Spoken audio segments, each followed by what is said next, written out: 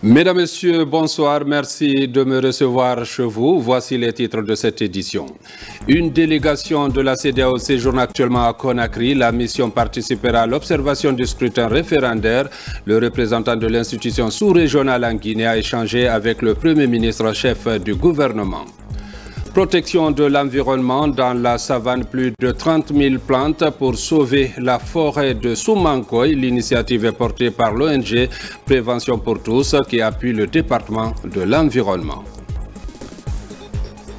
Les sinistrés de l'inondation à Koya et Manéa bénéficient de l'appui du gouvernement. Des vivres et des non-vivres ont été distribués à ces familles touchées par ces catastrophes dans la localité. C'est tout pour les titres. Une fois encore, bonsoir et bienvenue dans ce journal. Le Premier ministre chef du gouvernement Amadou Riba a accordé une audience ce jeudi au représentant résident de la CEDEAO en Guinée, Louis Blaise Akoubrou, accompagné d'une forte délégation.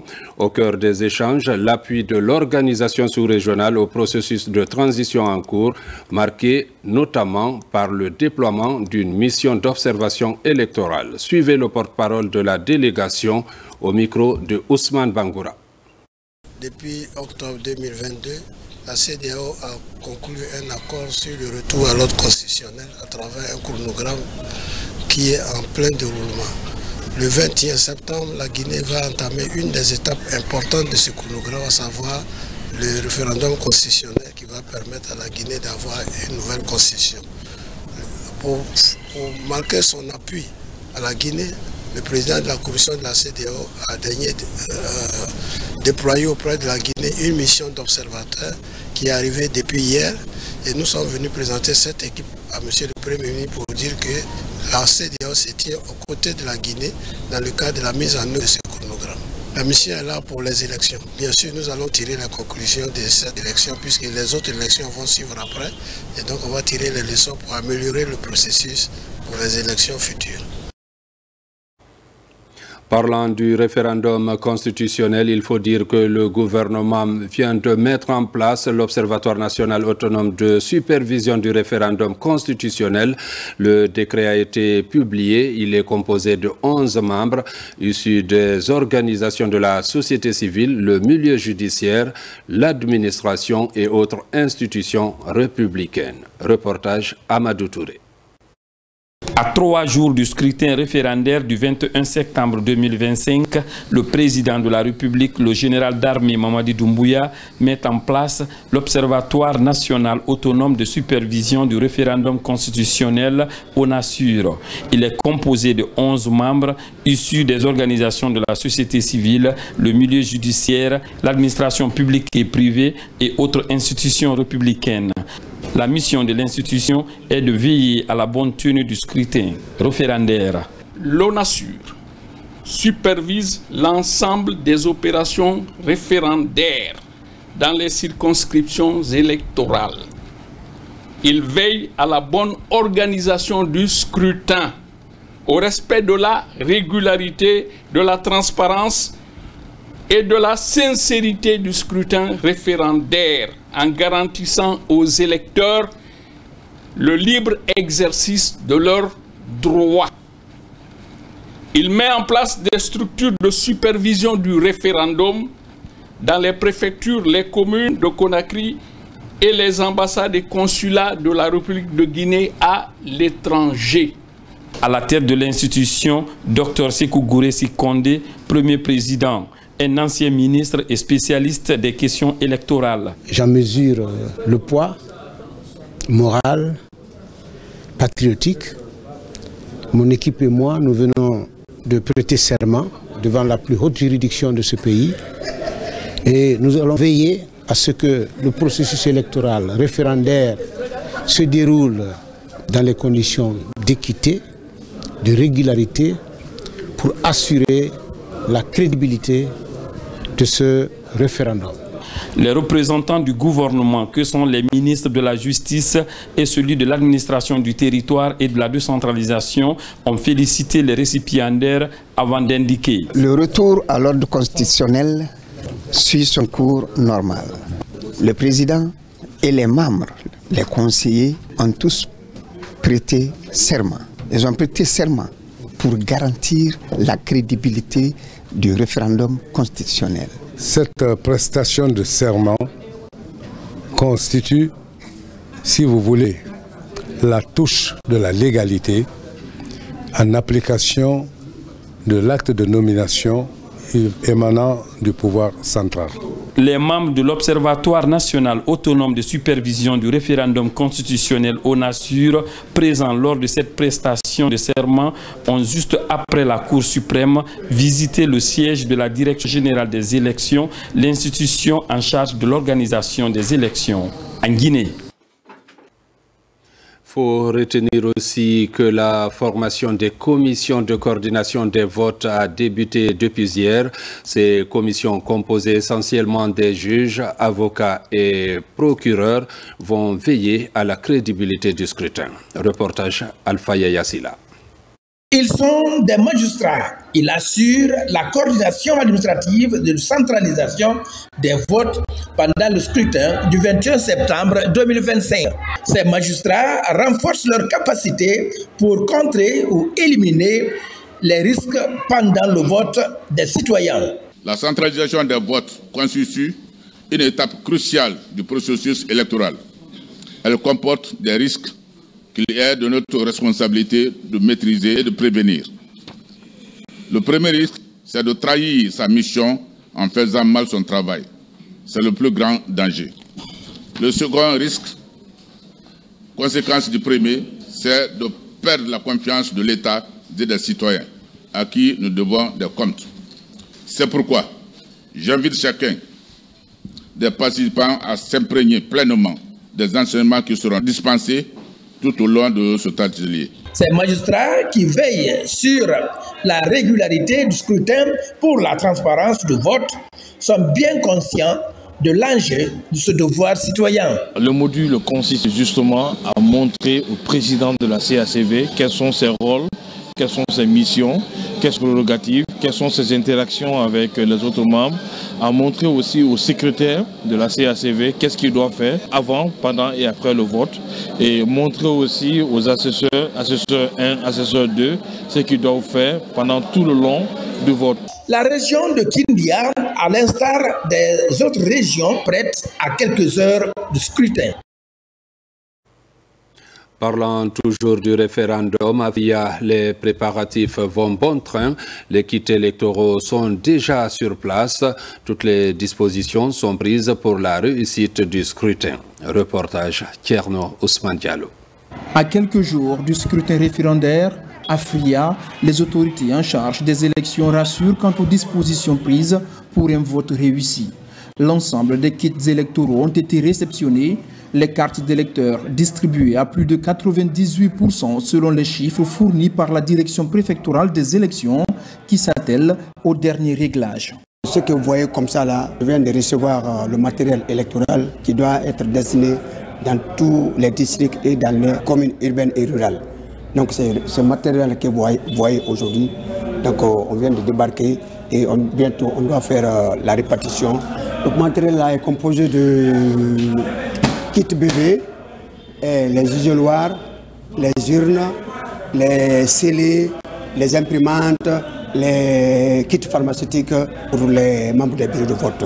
C'est ce que vous voyez comme ça là. Il y a les bulletins de vote aussi qui sont là.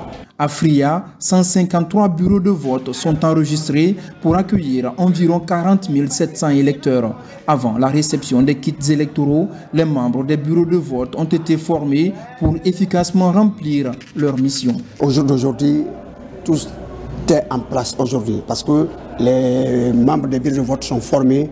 Tout le monde est prêt maintenant pour aller dans les bureaux de vote. Le jour J, la formation est close. Donc c'est ce que nous sommes en train de préparer maintenant pour qu'on puisse, au moins le jour J, pour que tout le monde soit sur le terrain.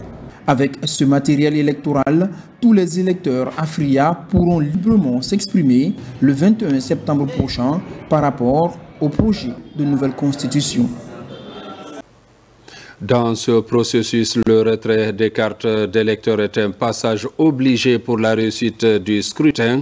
À Guékédou, le ministre du Travail et de la Fonction publique, en tournée dans les 12 sous-préfectures, invite les populations au retrait des cartes d'électeurs et à identifier dès à présent les différents bureaux de vote. Reportage Mamadi Terna Kamisoko. L'un des principaux enjeux du scrutin référendaire du 21 septembre prochain reste le taux de participation. Conscient de cette réalité, notamment dans les collectivités rurales souvent absorbées par les travaux champêtres, le ministre du Travail et de la Fonction publique, Faya François Bourounou, sillonne les collectivités locales de Guékédou. Partout, il insiste sur l'importance pour chaque citoyen de retirer sa carte d'électeur et d'intégrer la journée du vote dans son agenda. Si vous ne rappelez pas le jour du vote, les paysans ils peuvent aller au champ ce jour et espérer revenir le soir au moment où certainement les bureaux de vote seraient fermés. Donc nous rappelons le jour et que le vote aussi est limité dans le temps. Il y a 1 heure d'ouverture des bureaux de vote et 1 heure de clôture.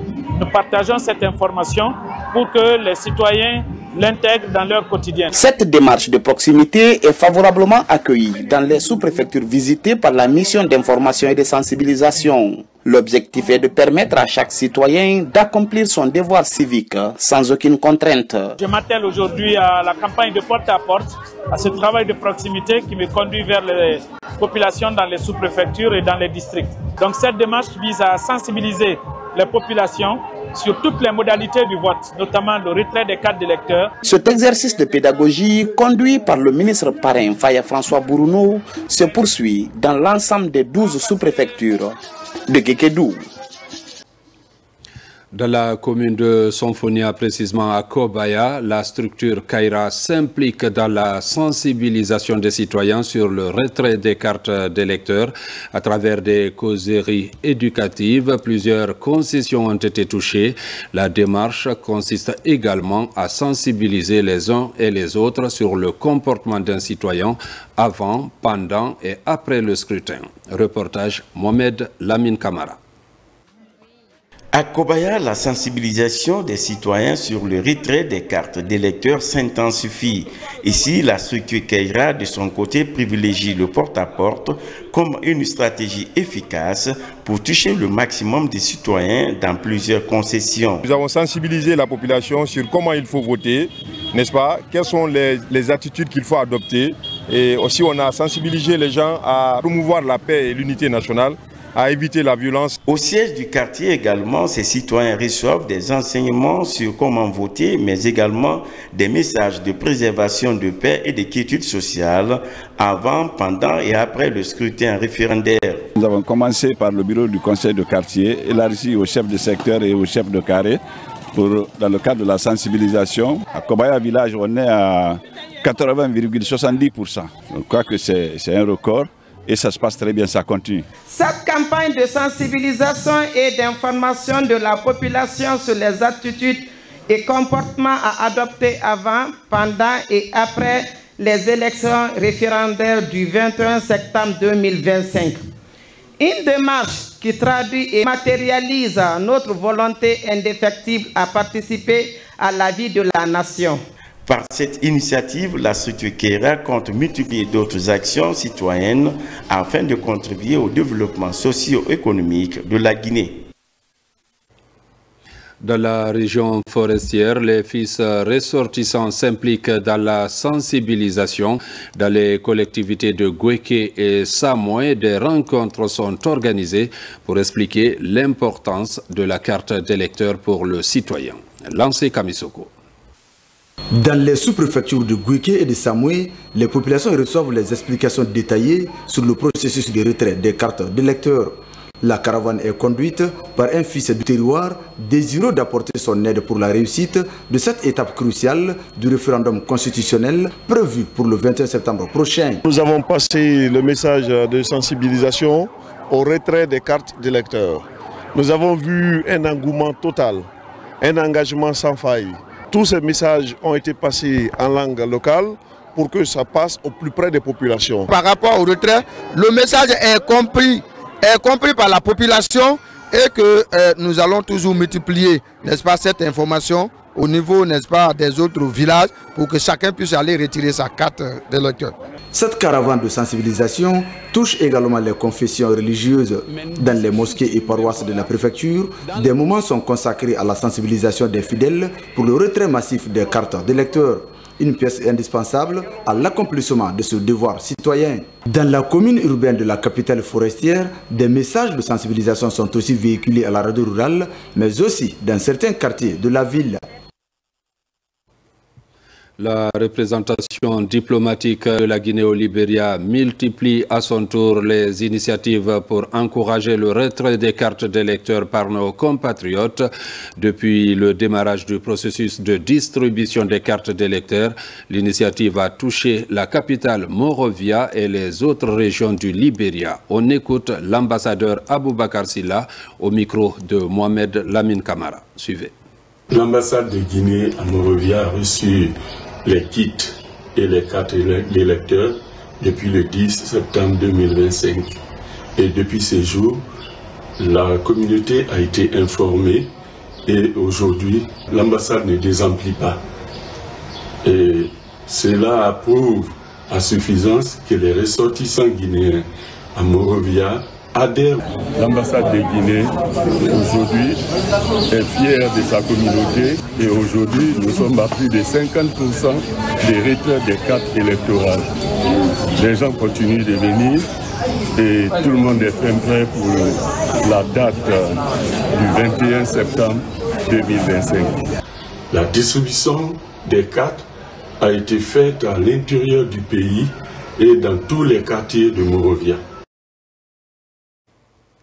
L'ambassadeur de Guinée en Italie accélère aussi la distribution des cartes d'électeurs des 1276 Guinéens enregistrés dans le fichier électoral biométrique.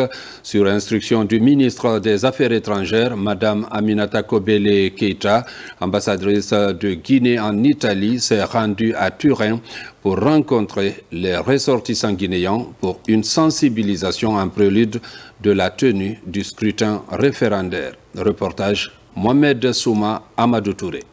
Suite à la réception des cartes d'électeurs et conformément aux instructions du Dr Maurice Andan Kouyaté, ministre des Affaires étrangères, de l'intégration africaine et des Guinéens établis à l'étranger, l'ambassadeur Aminata Kobele Keita s'applique dans la campagne de sensibilisation sur le retrait des cartes d'électeurs dans les 8 pays relevant de l'ambassade de Guinée en Italie. Et c'est inviter tous les gens qui ont eu la chance de se recenser et de venir retirer leur carte d'électeur au niveau de l'ambassade ou pratiquement dans les 3 villes où on a fait le recensement, pratiquement à Milan, à Rome et à Naples.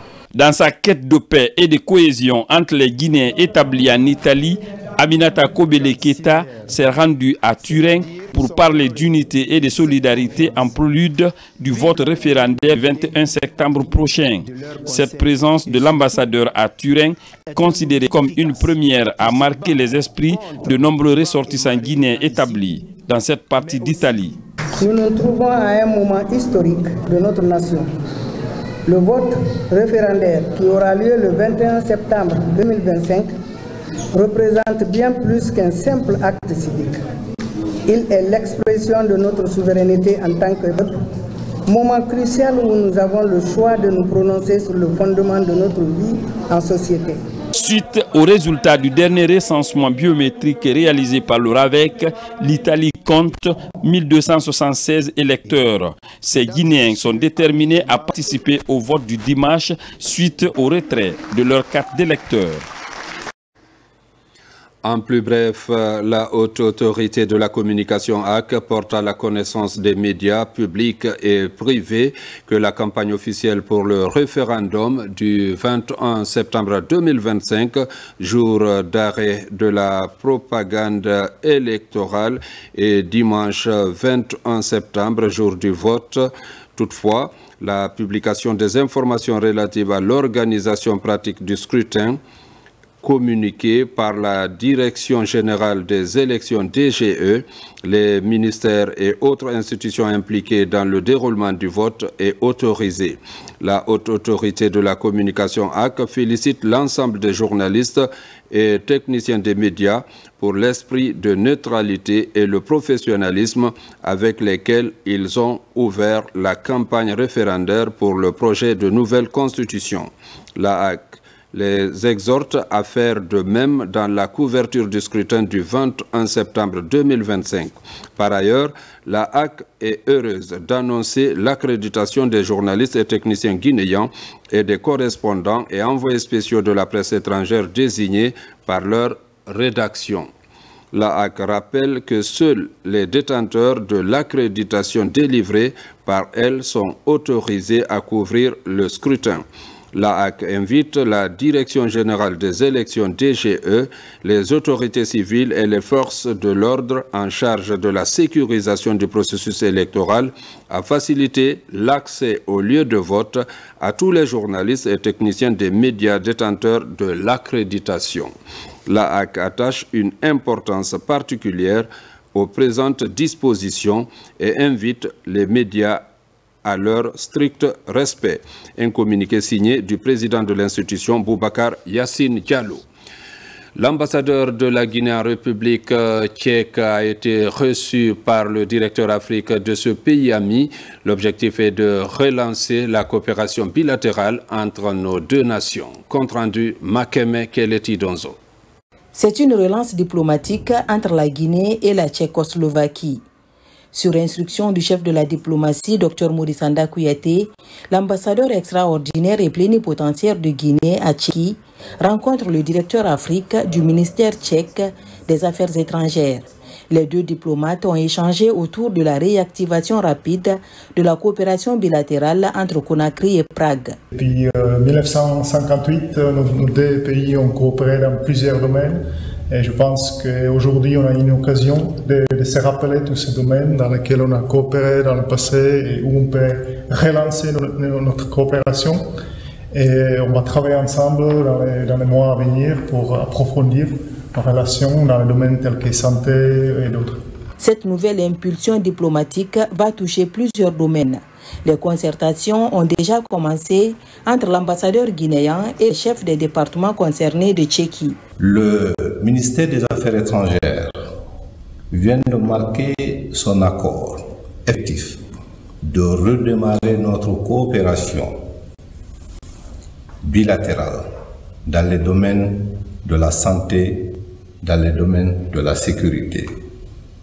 Des discussions politiques de haut niveau seront lancées dans les prochains mois à venir devant conclure le retour effectif de l'amitié tchéco-guinéenne. Donner un nouvel essor à la coopération bilatérale entre nos deux États devra contribuer à la stabilité et au développement afin de fructifier cette amitié qui date des premières heures de notre indépendance. Dans l'actualité encore, bilan à mi-parcours de la coopération avec le Japon. Dans le registre de la promotion du riz local, plus de 5 millions de dollars est consacré à l'accompagnement de la filière de la production à la commercialisation. Commentaire Fodé Camara. Le 4e comité de pilotage du projet de la promotion, de la production et de la commercialisation du riz local en Basse-Guinée a gravité autour des enjeux de renforcement de capacité des acteurs de la filière riz. Principal résultat attendu, accroître le volume de production en tenant compte des équations de qualité et de prix du riz sur le marché. Ce projet est arrimé à la stratégie nationale de développement du riz qui a pour objectif la production de 3 millions de tonnes de riz net d'ici 2030. Donc notre projet s'inscrit dans ce cadre. Nous allons contribuer à l'amélioration de la production, également à l'amélioration de la qualité du riz produit, aussi à l'amélioration de la vente du riz sur le marché. À Bofa, il y a 2 groupements qui sont pris en compte et à Boké aussi.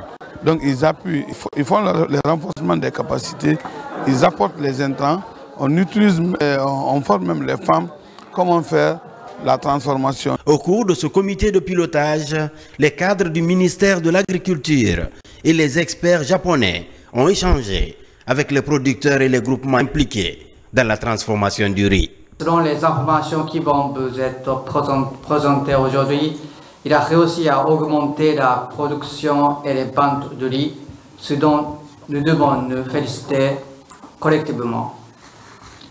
L'ambassade du Japon est fière de ce résultat et continuera de contribuer au renforcement de la sécurité alimentaire en Guinée. À travers des exposés, les groupements bénéficiaires ont remonté leurs difficultés.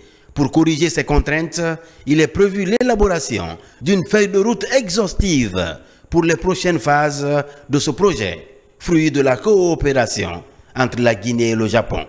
Un projet d'une enveloppe d'environ 5 millions de dollars. Environnement avec ce plan de riposte pour restaurer 30 hectares du côté de la savane. 30 000 plantes d'espèces différentes sont déjà déployées pour réanimer la vie végétale de la forêt de Soumankoy dans la préfecture de Kankan. C'est un geste de l'ONG Prévention pour tous qui appuie le département de l'environnement. Reportage Diamokaba. Soumankoy, un district de la sous-préfecture de Karifamouria dans Kankan. Au cœur de ce petit village, un poumon vert. Aujourd'hui, des mains solidaires viennent préserver son intégrité écologique et sa biodiversité.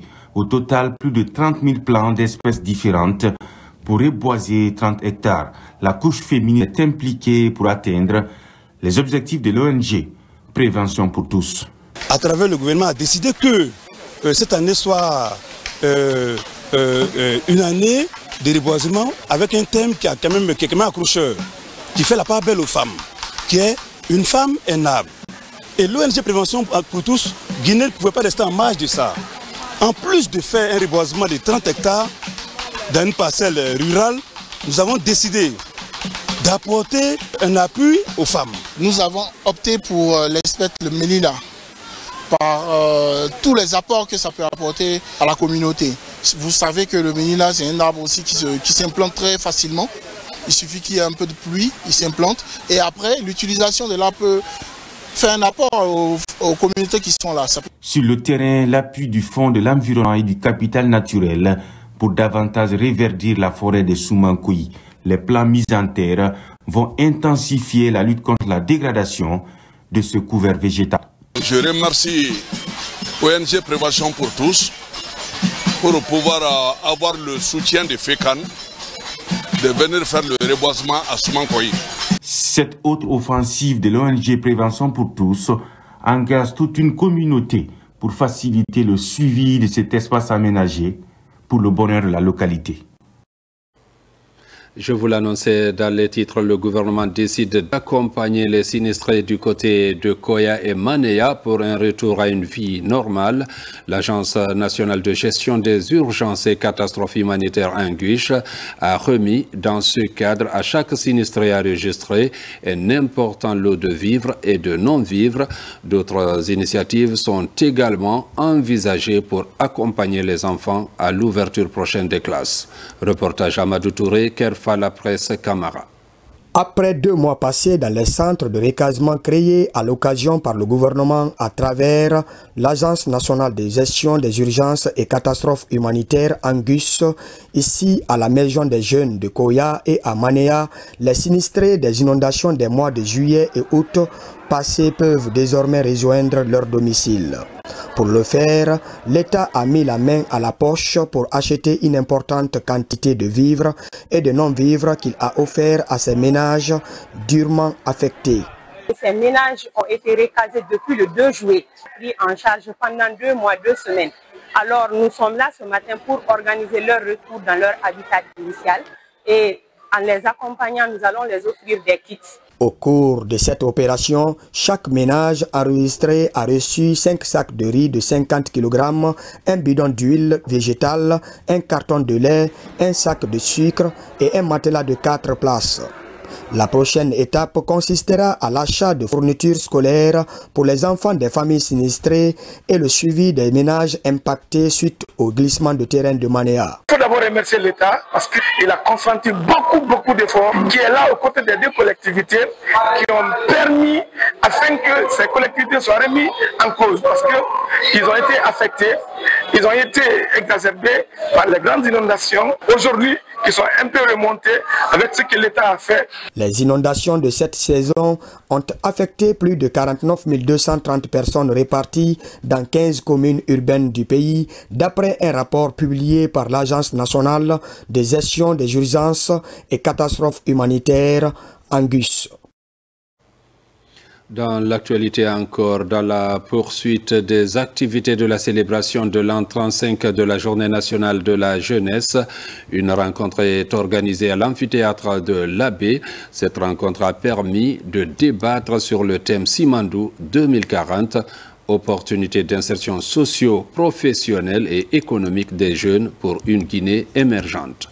Reportage Diara Diallo, Sununu Sidibé. Dans la cité de Karamoko Alpha Molabé, cette deuxième journée de célébration prend une dimension plus réflexive. Après les festivités d'ouverture, place au dialogue et à la participation active des jeunes. Les débats s'orientent sur les perspectives qu'offre le projet Simandou à l'horizon 2040, mais aussi sur les défis liés à l'emploi, à la formation et à l'autonomisation d'une jeunesse au cœur de l'émergence nationale. C'est de dire aux gens de regarder tous les piliers, de voir le pilier qui l'intéresse, de se former dans ce domaine afin de participer pleinement. Donc j'aide les jeunes à se former, à se positionner pour vraiment bénéficier des opportunités de ce programme Simandou. Au nom des 77,03% de la population guinéenne qui sont aujourd'hui jeunes, nous nous engageons à être cet organe consultatif qui va porter les préoccupations des jeunes à votre niveau et à être votre bras droit pour la prise en compte de ces besoins au plus haut sommet de l'État. Panels, conférences et ateliers réunissent jeunes leaders, experts et décideurs politiques. L'objectif est de croiser les expériences, d'identifier les blocages et de proposer des pistes concrètes pour une meilleure insertion socio-professionnelle. Jeunes de Guinée, dans un monde en constante évolution, l'accès à une formation de qualité adaptée aux réalités du marché du travail est un levier essentiel pour bâtir une carrière solide, mais aussi pour contribuer activement au développement économique et social de nos communautés. C'est tout le sens de cette initiative. Nous avons assez d'instruments à travers l'OFONIS, la GETIP, la NVJ, l'ONL, l'Observatoire national, beaucoup d'instruments qui nous permettent de travailler à l'insertion des jeunes, à leur formation, à leur accompagnement. À nous de saisir les opportunités. La journée s'enrichit également d'activités culturelles. Des expositions mettent en valeur les talents locaux et offrent une vitrine aux structures partenaires du ministère de la Jeunesse. En plus bref et en images, la Guinée sous le leadership de Mme Rose Paula Presemo vient d'être élue au Conseil d'exploitation postale CEPE, l'organe de l'UPI chargé des questions opérationnelles, commerciales, techniques et économiques liées aux services postaux. Notre pays représentera l'Afrique pour la zone 5, une reconnaissance internationale en faveur de la modernisation du secteur. Formation de 148 agents de CACV, ils seront déployés pour la centralisation des votes dans les régions de Boké, Younoussa Tawel Kamara. Cette journée de lecture du Saint-Coran est organisée par la Fédération des ambassadeurs de paix en Guinée. Elle a réuni les sages, les femmes et la jeunesse d'équipée.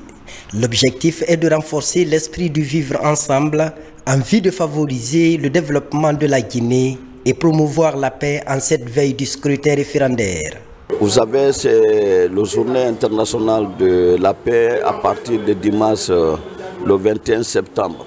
Voilà, aujourd'hui nous sommes réunis en avance pour célébrer notre tour et cette célébration nous l'avons fait en lisant le Coran et demander la grâce de Dieu pour que Dieu puisse nous aider, que la paix soit dans notre pays. Vous savez, comme notre pays, avec tout ce que nous faisons, nous voulons que la paix soit avec notre pays. Les Guinéens doivent se comprendre. La Fédération des ambassadeurs de paix en Guinée s'engage à travailler main dans la main afin de consolider la concorde nationale dans le pays. Cette cérémonie de lecture du Saint-Coran a été initiée par les organisateurs pour accompagner les autorités dans la promotion du vivre ensemble. Vraiment, nous demandons chacun d'entre nous d'aller voter librement et rentrer chez lui librement. La paix est nécessaire, elle est obligatoire pour chaque citoyen pour vivre ensemble. Et réunir les forces pour contribuer au renforcement du tissu social est l'ambition qu'affiche la Fédération des ambassadeurs de paix en Guinée. Comme vous venez de le constater, c'était plutôt la sensibilisation pour la paix et l'unité. Des appels à la cohésion entre Guinéens vient d'être réitéré par la Fédération des ambassadeurs de la paix en Guinée. Un reportage signé de Nabilaï Kamara. Retour sur ce communiqué de la Haute Autorité de la Communication. La Haute Autorité de la Communication HAC porte à la connaissance des médias publics et privés que la campagne officielle pour le référendum du 21 septembre 2025 prend fin ce jeudi 18 septembre 2025 à 23h59. À cet effet, elle invite tous les médias à s'abstenir de diffuser ou de publier toute information relative à la campagne le vendredi 19, le samedi 20 septembre 2025, jour d'arrêt de la propagande électorale, et le dimanche 21 septembre, jour du vote.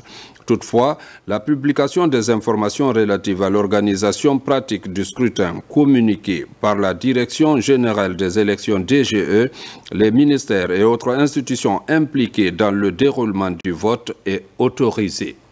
La Haute Autorité de la Communication HAC félicite l'ensemble des journalistes et techniciens des médias pour l'esprit de neutralité et le professionnalisme avec lesquels ils ont couvert la campagne référendaire sur le projet de nouvelle constitution.